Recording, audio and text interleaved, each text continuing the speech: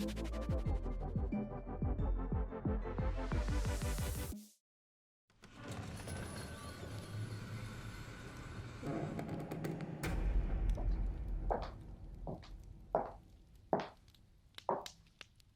evening, little mouse.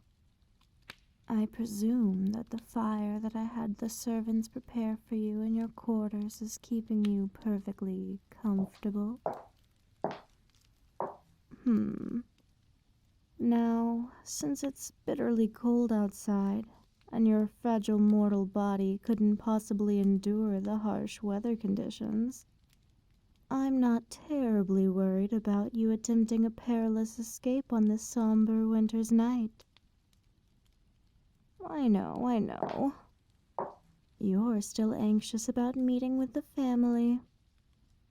But dear one, I haven't even decided if I'm going to keep you alive or not.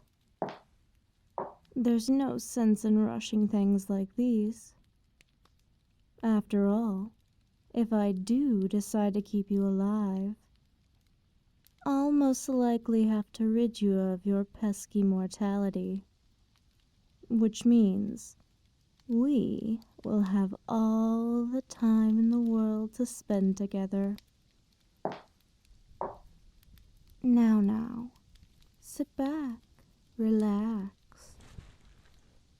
I came to spend some quality time with you. After all, I do love a captive audience. Here, I'd like you to lie your head in my lap as I read you one of my favorite Yuletide stories. That way, I can be sure that I have your full attention. And if I get a little hungry, I'll be in the perfect position for a little snack. Come, I can see the concern on your face. Please don't make me ask you again. Remember, if I grow tired of your petulance, I can choose to end your fleeting little life whenever I fancy. Now then, be a good little mouse and do as I say. There. That's a good little mouse. See? My lap is a most comfortable place to rest your head anyway, wouldn't you say? Now that you're all settled, let's get started. This story is called Christmas Time in the Land of Belsnickel. There is a land of wilderness glades and craggy cliffs, of hidden coves and ancient forests, home of the Belsnickel. Among this dark forest, under the roots of a great oak tree, there is a limestone cavern that is completely hidden from view. In this dank cavern, Belsnickel makes his home.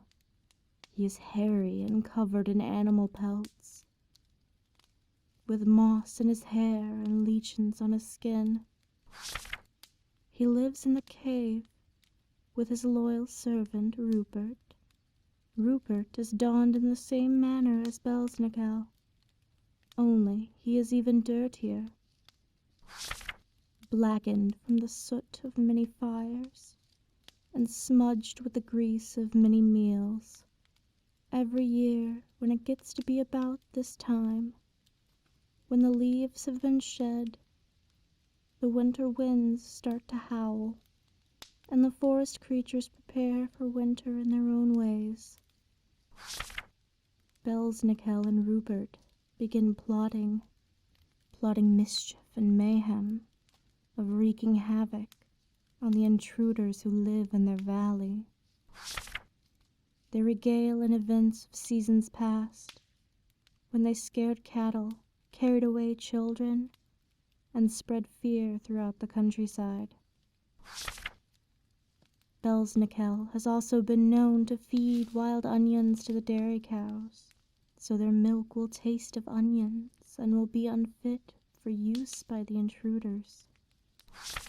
But most of all, Belsnickel and Rupert await Christmas Eve, when everyone is indoors, reveling in the merriment of the season. That is when Belsnickel becomes most embittered for being disturbed. He loves the winter solstice, but can't even bay at the moon without the intruders hunting him with their ferocious hounds.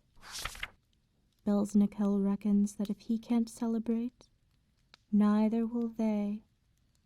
Late in the night, he and Rupert go from house to house, prying open the windows and breaking down doors. Seeking vengeance, they will yank children from their slumber and beat them with switches.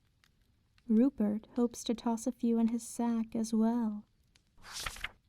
At these thoughts, pure joy shows on the face of Belsnickel and Rupert. Primitive chuckles erupt from Rupert's snaggled mouth.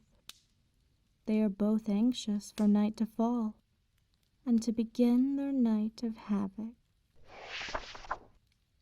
The end. My little mouse, you seem almost as if you might drift away to sleep. How perilous your situation must be that the tales of bloodthirsty monsters worry you not. You're an awfully cute little mouse, you know. I'm feeling rather generous this evening. You know, with the holiday spirit and all. So, I'll allow you to lie on my lap a bit longer. I do so miss running my fingers through the hair of a mortal. So warm and soft. I think I'll run my fingers through your hair, little mouse.